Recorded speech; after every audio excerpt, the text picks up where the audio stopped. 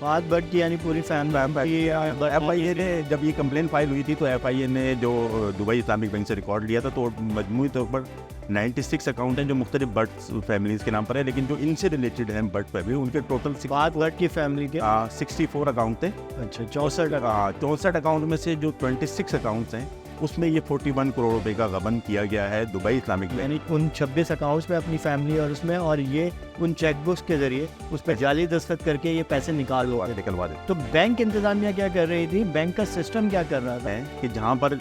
Fahad but کے ساتھ اتنا بڑا فراڈ ہوا، وہاں پر اسی عرصے میں F I A commercial banking circles میں ایک ادیبہ خان کیس ہے جو دبئی اسلامک بینک کی ایک آپریشنل مینیجر ہے، جنہوں نے ایک دوسرے کلائنٹ کے ساتھ اسی طرح کی پیرالل بینکنگ کے ساتھ فراڈ کیا. لیکن اس طرح کے 2 کیسز آنے کے بعد اس کا بہت واضح طور پہ لگتا ہے کہ دبئی اسلامک بینک کا جو سسٹم ہے، جو ان کے اسٹاف ہے اور ان کا جو اکاؤنٹیبلٹی کا سسٹم ہے اپنے اسٹاف کے اندر، یعنی وہ کتنا غیر معیاری ہے کہ کھاتے داروں کو پے در پہ یعنی اتنے بڑے بڑے لاس ہو رہے ہیں. یعنی ایک کیس میں آپ بتا رہے ہیں کہ 15 سے 20 کروڑ روپے، ایک دوسرے کیس میں 41، اور اس طرح کے کتنے کیسز انوالو ہوں گے. السلام علیکم ناظرین، میں ہوں آپ کا ہوسٹ عادل جواد اور میرے ساتھ ہیں سینئر صحافی نادر خان. جیسا کہ آپ کو معلوم ہے کہ ہم آپ کو زیادہ تر فائنینشیل کرائم اور وائٹ کالر، جسے وائٹ کالر کرائم بھی کہا جاتا ہے، اس کے حوالے سے مختلف کیسز کی تفصیلات فراہم کرتے ہیں، اور ہمارے ملکی ادارے جن میں ایف آئی اے، نیب اور دیگر مالیاتی ادارے شامل ہیں وہ کس طرح پرفارم کرتے ہیں، جس میں فیڈرل بورڈ آف ریونیو بھی شامل ہے. آج کا جو ہمارا پروگرام ہے وہ پاکستان ایک ایسے کیس کے متعلق ہے جو کہ پاکستان کے بینکنگ سیکٹر میں پائے جانے والی خامیوں اور اس میں ہونے والی کروڑوں بلکہ اربوں روپے کی کرپشن کی طرف نشاندہی کرے گا. یہ کیس ایک بظاہر یہ ایک چند کروڑ روپے، تقریباً 41 کروڑ روپے کا ایک کیس ہے، جس میں صرف ایک کھاتے دار یعنی ایک فیملی کو 41 کروڑ روپے سے محروم کیا گیا ہے. اور لیکن اس طرح کے متعدد کیسز ایف آئی اے کے پاس یا تو موجود ہیں، ماضی میں آتے رہے ہیں، یا وہ کیسز بینکوں کی، کمرشل بینکوں کی انتظامیہ جو ہے انہیں رپورٹ ہی نہیں کرتی ہے اور ان کو دبا دیتے ہیں. اور جو اسٹیٹ بینک، جو فیڈرل بینک ہے ہمارا، جو کہ ریگولیٹر ہے اسٹیٹ بینک آف پاکستان، اس کے اعلیٰ افسران اور اس کے جو ریگولیٹر، جو ان کی جانب سے بھی پائی جانے والی نااہلی اور ان کی عدم توجہ ہے اس جانب. ناظر صاحب، پہلے اس کیس پہ ڈسکس کرتے ہیں، پھر اس بینکنگ سیکٹر پہ بات کریں گے. جی بہت شکریہ عادل صاحب. آج ہم اسٹیٹ بینک آف پاکستان اور ایک کمرشل بینک کی ایک ایسی کہانی آپ کو، اپنے ناظرین کو بتانے والے ہیں کہ جس کے ذریعے سے ایک اوورسیز پاکستانی فیملی کو 41 کروڑ روپے سے زیادہ کا جو ہے وہ جھٹکا لگا ہے. اور اب اس کے اوپر یہ سوال یہ ہے کہ وہ 41 کروڑ روپے، ایک تو وہ جو ان کی 2-4-5 برس کی جتنی بھی کمائی ہوگی وہ کیسے واپس ہوں گے. تو ایک تو سوال ہے کہ ایف آئی آر تو F I A commercial banking circle Karachi میں درج ہو چکی ہے، لیکن اب اس کے اوپر کوشچنز ہیں، جو اسٹیٹ بینک آف پاکستان نے جواب دینے ہیں، محکمہ خزانہ نے جواب دینے ہیں، اور خود کمرشل بینک نے، جو دبئی اسلامک بینک ہے، اس نے جواب دینا ہے. تو ہوا یہ ہے کہ 2017 میں ایک برطانوی نژاد پاکستانی ہے، فہد بٹ، جو کمپلیننٹ ہے اس ایف آئی آر کے، ان کی پوری فیملی کے ساتھ جو ہے ایک دھوکہ ہوا ہے. اور دھوکہ جو ہے وہ کمرشل بینک، جو دبئی اسلامک بینک کی جو 26 اسٹریٹ برانچ ہے فیز 5 ڈیفینس میں، 26 اسٹریٹ برانچ ہے، اس نے، اس کی جانب سے اس کے جو ایک ایکس مینیجر ہے صلاح الدین، جو مین ایکیوز ہے اس میں. اور مین ایکیوز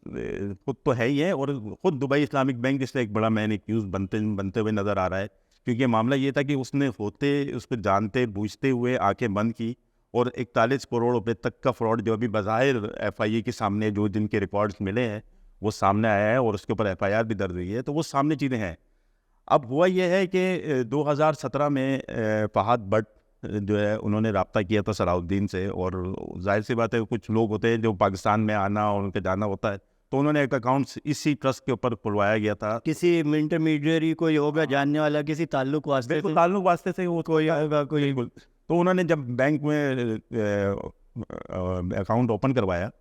تو 2017 سے لے کر 2023 نومبر تک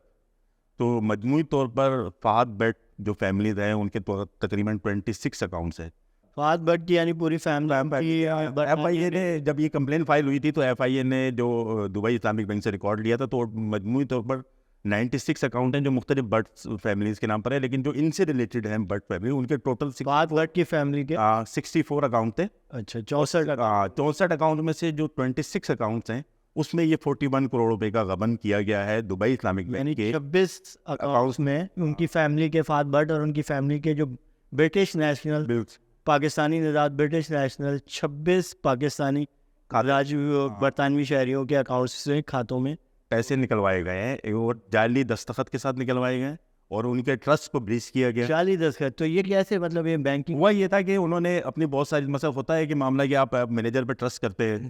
تو ظاہر سی بات ہے بہت ساری چیزیں ہوتی ہیں جو مینیجر کا اور جو کلائنٹ کا جو رشتہ ہوتا ہے آپس میں جتنے بھی کمرشل بینک ہیں وہ یہ ٹرسٹ کی بنیاد پر ہی ہوتا ہے اور اسی بنیاد پر وہ بہت سارے فون پہ یہ بینکنگ سیکٹر میں ہوتا ہے عمومی طور پر ہوتا ہے کہ بھائی وہ ٹرسٹ کرتا ہے کہ بھائی میں اگر بڑا ایک بزنس مین ہوں میرا ایک بچہ ایک اکاؤنٹ ہے تو میں اپنے جو مینیجر ہوگا وہ ریلیشن شپ مینیجر جو ہوتا ہے بینک اس کو اس سے اچھی ریلیشن شپ ہوتی ہے تو پھر بہت سارے جو ہے وہ سہولیات اس کے ذریعے سے حاصل کی جاتے ہیں تاکہ مجھے بینک میں لائن میں نہ لگنا پڑے, میں آؤں تو میرا سارا کام مجھ سے سب سے پہلے ہو. تو اسی یہ تو سروسز ہر بینک جو کمرشل بینک کی ظاہر ہے اور جو اچھی کلائنٹ ہوتے ہیں ان کو زیادہ سہولیات دی جاتی ہے اور اسی سہولیات کا انہوں نے فائدہ اٹھایا ہے صلاح الدین جو ایکس مینیجر ہے اور انہوں نے جو ہے وہ ان سے سب چیزیں لی. ان کا جو چیک بک ان کے پاس تھی تحویل میں تھی ان کی اور ان کی چیک بک پہ انہوں نے جعلی دستخط کر کے ان کے اکاؤنٹ سے جو ہے وہ 41 کو جیسے وہ برطانیہ سے پیسے پاکستان منتقل ہوتے اور وہ پاکستان منتقل ہونے کے بعد یہ ایک پیرلل بینکنگ جو ہے وہ دبئی اسلامک بینک میں چل رہی تھی اور اس کی رپورٹ تو جعلی دستخطوں کے ذریعے ان کی چیک بک یعنی جو فہد بٹ صاحب کے جو اور ان کی فیملی کے جو اکاؤنٹس تھے تو وہ چونکہ برطانیہ میں رہتے تھے, بالکل جو میں سمجھاؤں آپ جو بتانا چاہ رہے ہیں وہ برطانیہ میں رہتے تھے, یہاں پہ انہوں نے اپنا اکاؤنٹ ایک اوورسیز پاکستانی کا جو اکاؤنٹ ہوتا ہے وہ کھلوایا, اس اکاؤنٹ میں وہ پیسے منتقل کرتے رہے اور ان اکاؤنٹس کی جو چیک بکس تھیں وہ چونکہ فہد صاحب چونکہ برطانیہ میں تھے تو وہ یہیں ان کے پاس تھی, انہیں کے پاس. یہ جو ایکیوزڈ ہے دبئی اسلامک بینک کے, کیا نام ہے ان کا؟ صلاح الدین نام ہے, ایکس مینیجر ہے, ایکس مینیجر ہے, آپریشنل مینیجر ہے نیکس. تو یہ صلاح الدین صاحب کے پاس وہ بکس تھیں اور جو ہی وہ وہاں سے پیسے ٹرانسفر کرتے تھے 2017 سے لے کے اور یہ 2023 کے درمیان 2023 کے یعنی مڈ تک یعنی جون جولائی تک بالکل یہ سلسلہ چلتا رہا کہ وہ وہاں سے پیسے ٹرانسفر کرتے تھے ان 26 اکاؤنٹس میں اپنی فیملی اور اس میں, اور یہ ان چیک بکس کے ذریعے اس پہ جعلی دستخط کر کے یہ پیسے نکلوا دیتے. تو بینک انتظامیہ کیا کر رہی تھی, بینک کا سسٹم کیا کر رہا تھا؟ بالکل یہ سوال آپ کا اچھا ہے اور اس میں ہوا یہ تھا کہ خود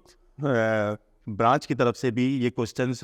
دبئی اسلامک بینک کی جو اعلیٰ حکام تھے ان تک پہنچائے گئے تھے اور آڈیٹرس کو بھی یہ بھجوائی گئی تھی رپورٹ کہ ایک پیرلل بینکنگ کا سسٹم بینک کے اندر چل رہا ہے, اس کے اوپر انویسٹیگیشن ہونی چاہیے اور اس کی ہمیں complaint State Bank of Pakistan میں اور مائکرو فائنانس میں اور ایف آئی اے تک جہاں تک ہماری وہ ہو سکتی ہے وہ کی جائے. یہ باقاعدہ ای میل گئی ہے بینک کی. تو اس کے بعد بھی بینک انتظامیہ نہیں جا کے بعد ہوا یہ تھا کہ ایک بار ایسا ہوا معاملہ کہ کوئی جب ان کو صلاح الدین کو اعلیٰ حکام نے دبئی اسلامک بینک کے اعلیٰ حکام نے جب بلایا طلب کیا اور ان سے رپورٹ لی تو انہوں نے ایک جگہ پر آ کے یہ کہا کہ ایک معاملہ یہ ہے, ایک ان کا پروگرام چلتا ہے جوان لون کی جو ہے کہ روشن جوان لون کی ایک اسکیم ہے, روشن جوان لون, تو وہ اسکیم ہے. اس اسکیم کی طرح کہ انہوں نے کوئی نوجوان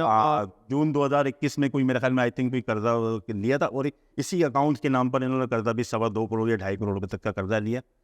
تو انہوں نے یہ کہا تھا کہ لائبلٹی کا معاملہ ہے تو انہوں نے جو ہے اکاؤنٹ ہولڈر کو صلاح الدین نے جو ہے وہ دوسری ایک کہانی سنائی کہ جو ہے کچھ آپ کے چیک کے اوپر سائن کا مسئلہ ہے تو آڈیٹرس کی طرف سے کوئی اعتراض آ رہا ہے تو آپ کو ایک دفعہ پاکستان آنا پڑے گا, آپ ان کے سامنے پیش ہو. تو اس کے بعد وہ سائننگ اپنے آپ قبول کرنے کی یہ سائن میرا ہے تو آپ کا جو جتنے بھی چیک آتے رہیں گے مستقبل میں بھی تو ہمیں وہ کلیئر ہونے میں کوئی پریشانی نہیں ہوگی اور آڈیٹرس کو. جبکہ بینک انتظامیہ کو صلاح الدین نے یہ بتایا کہ یہ ان کا جو 2.25 کروڑ روپے کا ایشو ہے یہ ہم اٹھا کے ان کو واپس کر دیں گے اور آپ کے سامنے واپس کریں گے. تو مثلا انہوں نے اکاؤنٹ ہولڈر کو کہانی کچھ اور بتائی اور دبئی اسلامک بینک کے لیکن اس کے باوجود بھی تو بینک نے اس سارے سسٹم میں بالکل ان کو بلا کے صرف وہ آ گئے اور لیکن پیرلل بینکنگ کا تو مطلب میں یہ سمجھ رہا ہوں کہ جو ان کی ای میل جنریٹ ہوئی تھی اس میں اگر کلائنٹ ان کے ساتھ مطلب ان کے رابطے میں بھی ہوتا اور وہ جال سازی نہ بھی کر رہے ہوتے تو پیرلل بینکنگ کی تو رپورٹ کرنی ہی چاہیے تھی بینک انتظامیہ کو. بالکل یہ سوال آپ کا یہ ایک تو یہ ہے, ساتھ میں اس میں بھی ایک مسئلہ ہے. جب فہد صاحب خود پاکستان آئے جون 2021 میں, اور جب وہ بینک انتظامیہ کے سامنے پیش ہوئے, خود ایک صلاح الدین بھی وہاں موجود تھے, تو 2.25 کروڑ روپے کا چیک جو پے آرڈر تھا وہ واپس کیا گیا فہد صاحب کو کہ ان کے سامنے. لیکن بینک انتظامیہ کی طرف سے کوئی ایک کوشچن یہ نہیں ہوا کہ انہوں نے اس اکاؤنٹ کو چیک کیا جائے کہ جس اکاؤنٹ میں 2.25 کروڑ روپے آپ اٹھا کے ایک یعنی اس کا جو واپس کر رہے ہیں اس میں پیسے ہی نہیں ہے, تو آپ کیسے, تو اس کا وہ کیسے بن گیا ڈیمانڈ ڈرافٹ جب پیسے نہیں ہیں؟ پیسے نہیں ہے تو یہ کوشچن کیوں نہیں کیا گیا اس کے تو یہ کوشچن تو بات کی بات ہے, وہ بنا کیسے بیسیکلی, کیونکہ کسی بھی ڈیمانڈ ڈرافٹ یا آپ اس کو جو کہتے ہیں کہ order type pay order, demand draft یا پے آرڈر کے لیے آپ کے بینک اکاؤنٹ میں وہ پیسے اگر نہیں ہوں گے تو وہ بن ہی نہیں سکتا. یعنی وہ پے آرڈر بھی جعلی بنایا گیا, اسی برانچ کا پے آرڈر تھا. پے آرڈر ظاہر سی بات ہے کہ صلاح الدین نے اپنے کسی اکاؤنٹ میں کوئی ایک الگ سے کھولا ہوگا اور اس اکاؤنٹ سے وہ, یہ اس کے اوپر ایف آئی اے انویسٹیگیشن کر رہی ہے. ایف آئی آر درج ہونے کے بعد اب ہوا یہ ہے کہ اب اس کے اوپر مزید ایف آئی اے نے جو اس کی سینٹ کی قائمہ کمیٹی کے اندر یہ معاملہ ٹک اپ ہوا تھا, اور فہد بٹ صاحب جو جب نومبر 2023 میں پاکستان آئے تھے تو انہوں نے جب اپنے اکاؤنٹس کو چیک کیا تو اس اکاؤنٹ نل تھا بالکل. تو انہوں نے بینک انتظامیہ کو اپلیکیشن دی کہ یہ میرا اکاؤنٹ تھا اور 2017 سے جاری تھا, لیکن اس میں کچھ بھی نہیں ہے معاملہ, تو آپ اس کو چیک کریں, انویسٹیگیٹ کریں. تو 1 مہینے تک جو ہے وہ بینک انتظامیہ فہد بٹ صاحب کو مختلف لارے لپے دے کے مسکتبی ٹال مٹول سے کام لیتے ہوئے کبھی کوئی کام کر نہیں رہے تھے. تو جس کے بعد انہوں نے سینٹ کی قائمہ کمیٹی فائنانس ڈویژنس کو اپلیکیشن لکھی, ایف آئی اے کو لکھی اور اسٹیٹ بینک آف پاکستان کو لکھی. اب کوشچن یہ ہے کہ جو دبئی اسلامک بینک, جن کے ایک ایکس ریلیشن شپ مینیجر نے اتنا بڑا اسکینڈل کی فراڈ کیا, تو انہوں نے 1 مہینے تک آپ کمپلیننٹ کو, اپنے کلائنٹ کو آپ جو ہے وہ ٹلاتے رہے. اس کے بعد اسٹیٹ بینک آف پاکستان میں جو کمپلین کی, اسٹیٹ بینک آف پاکستان نے کوئی پرسو نہیں کیا کہ کوشچن نہیں کیا کہ کمرشل بینک اس حوالے سے کیا کر رہا ہے. آپ ٹرسٹ بریچ کر رہے ہیں. اوورسیز پاکستانیز کا ویسے ہی حکومتی پالیسی کے اوپر بہت کوشچنز ہیں ان دنوں کے اندر, اور آپ اوورسیز پاکستانی کے ساتھ اتنا بڑا فراڈ کر رہے ہیں, تو آپ کیسے جو ہے وہ اس کو جسٹیفائی دیکھیں نا. اس میں اب آپ اس کی ڈیٹیل میں, ہم اس کیس کی ڈیٹیل میں مزید جائیں گے, لیکن یہ بات میں آپ کو اس میں جو بنیادی سوال جو میرے نزدیک اٹھ رہے ہیں وہ یہ اٹھ رہے ہیں کہ ایک تو پیرلل بینکنگ کا ایک اسی برانچ کی جانب سے ایک کویسچن اٹھایا گیا, ایک آبجیکشن ریز کیا گیا,